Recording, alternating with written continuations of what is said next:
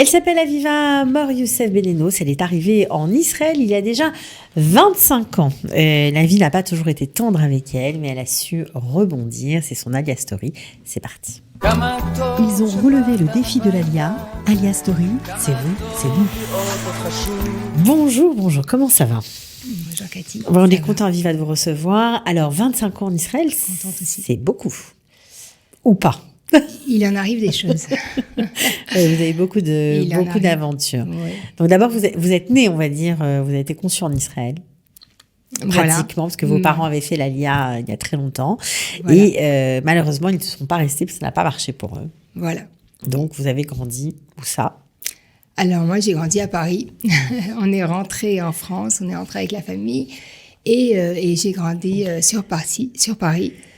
Où j'ai fait des études normales, mais toujours dans une ambiance sioniste, où les drapeaux étaient présents dans toutes les pièces de la maison, où on fêtait les fêtes d'Israël plus que celles de France. D'accord.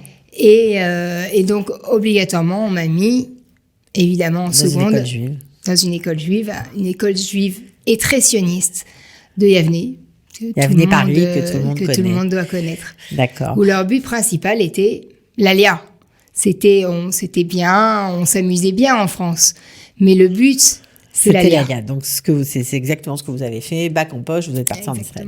Voilà. Alors, j'ai toujours milité, mais en sachant que j'allais finir en Israël. Donc, vous êtes arrivé dans quelle ville au début ? Alors, au début, je suis arrivée dans le centre, en fait. Au début, j'ai commencé par le centre, puisque j'ai décidé d'une immersion totale dans un kibbutz du centre, un kibbutz Be'erot Yitzhak qui s'appelait. Il est situé à quelques minutes de Tel Aviv. Pourquoi ce choix d'arriver dans un kibbutz ? C'est original pour l'époque ou c'était un peu habituel ? C'était important pour moi de connaître les valeurs israéliennes, les vraies. C'est avec un vrai Israélien qui avait fondé le pays. C'était important. L'esprit pionnier, c'est ça que vous vouliez ? Je voulais l'esprit pionnier, je voulais le connaître. Okay. Je suis passionnée d'histoire, donc je voulais vraiment entendre la bouche de celui qui a fait le pays, comment ça s'était passé vraiment. Combien de temps vous y êtes resté ? Dans ce kibbutz, j'y suis restée, je pense 3 mois. 3 mois. 3 mois d'Ulpan, les premières classes d'Ulpan, en fait. D'accord. Donc ça, vous avez vachement aimé. Ah oui, j'ai beaucoup aimé le kibbutz, mais bon, kibbutz, ça reste un kibbutz. Il faut sortir du kibbutz à un moment donné, et ça a été mon choix. Et j'ai décidé donc d'intégrer la Mechina, la première année, en fait, de préparation universitaire. Pour pouvoir tout simplement étudier en hébreu et à l'université. Donc, vous êtes arrivé à Jérusalem. Voilà. J'ai fait ma Mechina à Givat-Ram, l'université Givat-Ram scientifique de Jérusalem. Et j'ai passé mes moments à étudier dans une ambiance un peu francophone quand même, mais israélienne. Voilà. Et puis, vous avez été surprise parce que vous avez eu un petit rappel à l'ordre par l'armée. Voilà, un jour, moi je recevais des papiers, j'avais du mal à lire, évidemment, c'était le début. Je disais, je mets de côté, je les lirai plus tard. Et jusqu'au jour où on est venu taper à ma porte, 2 soldats. Moi, sioniste, j'adorais les soldats, je leur ai offert le thé et le café avec plaisir. Mais ils m'ont dit, non, on vient pour autre chose, on vient parce qu'on t'envoie des papiers, tu dois faire l'armée. Je savais pas pourquoi, je ne savais même pas que je devais la faire. Ils m'ont embarqué, direction Tel Aviv, direction le Bakoum, qui est le centre d'intégration. Exactement. Donc là-bas, ils m'ont fait les vaccins, ils m'ont donné le blouson, ils m'ont donné la besace du militaire. Ils m'ont jugé, puisqu'ils n'arrêtaient pas de m'appeler Arik. Ils me disaient Arik, et moi je disais non, moi je m'appelle pas Arik. Je m'appelle Aviva. Et voilà, donc maintenant je sais qu'Arik ça veut dire déserteur. Vous aviez été considéré comme déserteur. Voilà. Ouais, parce donc que vous aviez vécu ici, donc vous aviez le statut d'israélienne. Voilà, exactement. Donc finalement, ça s'est bien fini. Voilà, ça s'est très bien fini parce qu'en Israël, ils sont gentils, l'État est aidant. Et ils m'ont dit, OK, pas de problème, reprends tes études. Et on te rappellera plus tard. Quand le moment sera propice. Mais finalement, vous n'avez pas fait l'armée. Voilà, non, finalement, j'ai pas fait. C'est d'ailleurs c'est un grand regret.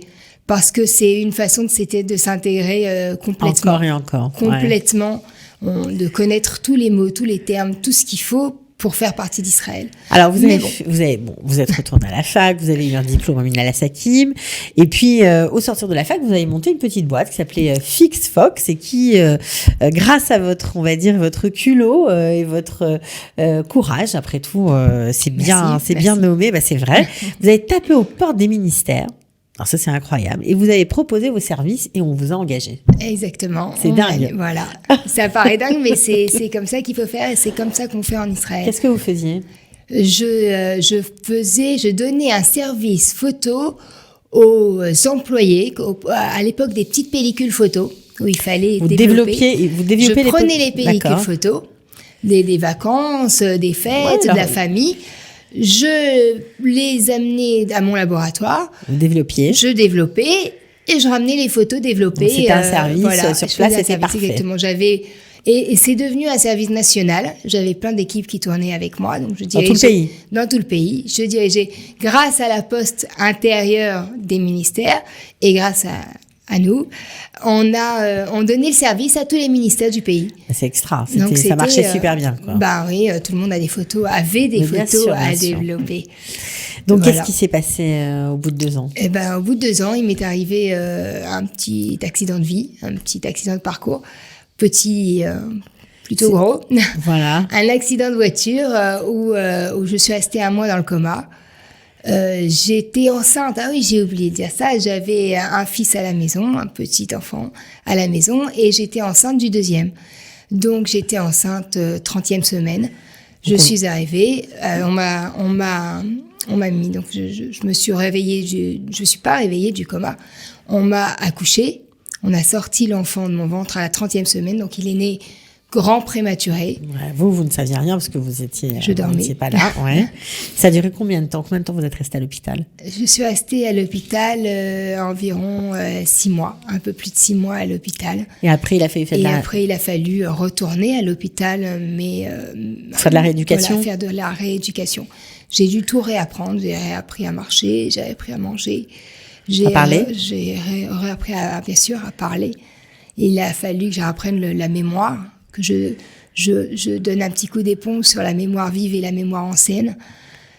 C'était un long travail de rééducation. Ouais, enfin, vous en êtes bien sorti. Oui, Dieu m'a aidé. Ah, ça c'est sûr. Dieu m'a aidé. L'État vous a aidé aussi, je crois. Et l'État m'a beaucoup aidé puisque tout le temps, on m'a offert de l'aide. Offert que ce soit de l'aide financière, mais aussi puisque je travaillais plus, évidemment, mais aussi une aide psychologique. Vraiment, j'avais tout à portée de main. On venait me voir pour moi et pour mon enfant. Puisque mon enfant était revenu donc aussi à la maison, il a fallu que je m'occupe de lui. Et ça m'a permis quelque part un mauvais pour quelque chose de bon, un mauvais pour un bien. Puisque ça m'a permis de connaître par cœur, mais alors par cœur, le système de santé israélien. Ouais, j'imagine. Donc je connais, je sais ce qu'il faut amener pour avoir rendez-vous, je sais à qui il faut parler. Je connais le système médical israélien. Ouais, bon, on aurait préféré pour vous que ce soit dans d'autres conditions, mais enfin bon, c'est comme ça. Donc vous avez repris petit à petit, vous êtes consacré à l'éducation de vos enfants.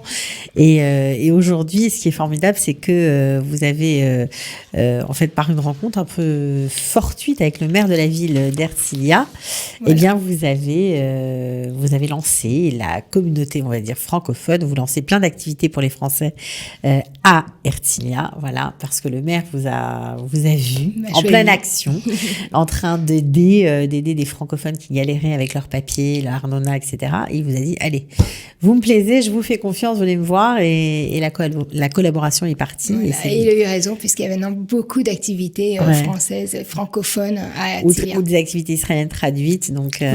Voilà. Donc vous voilà d'ailleurs en photo avec le maire et ça fait chaud au cœur, donc le culot ça paye. Oui, c'est le culot, c'est l'amour d'Israël et le travail. C'est beaucoup de travail, mais ça vaut le coup.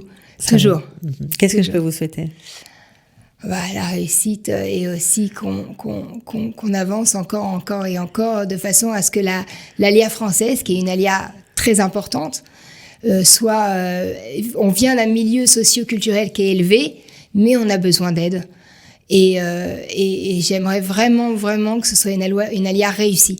C'est-à-dire que les gens soient bien en Israël, soient intégrés et qu'il n'y ait plus... Tu n'aies pas peur de demander de l'aide quand c'est nécessaire, tout simplement. Voilà, exactement. N'hésitez pas à demander à votre voisin, à me demander à moi, vous avez mes coordonnées et je vous aiderai avec plaisir parce que je pense que c'est une mission qu'on a. Quand on vient en Israël, la mission, elle est d'aider. Voilà, comme Kalita. C'est ce qu'on fait, c'est ce qu'on essaie de faire. C'est vraiment une mission importante. Il faut aider son voisin. On est en Israël, on est là pour vivre ensemble, en communauté. Il faut le faire. C'est tout. Bon, en tout cas, merci beaucoup. Merci bravo à pour vous. votre parcours et puis à très bientôt. Merci, à bientôt. Ciao. Ils ont relevé le défi de l'ALIA. ALIA Story, c'est vous, c'est nous. מאוד חשוב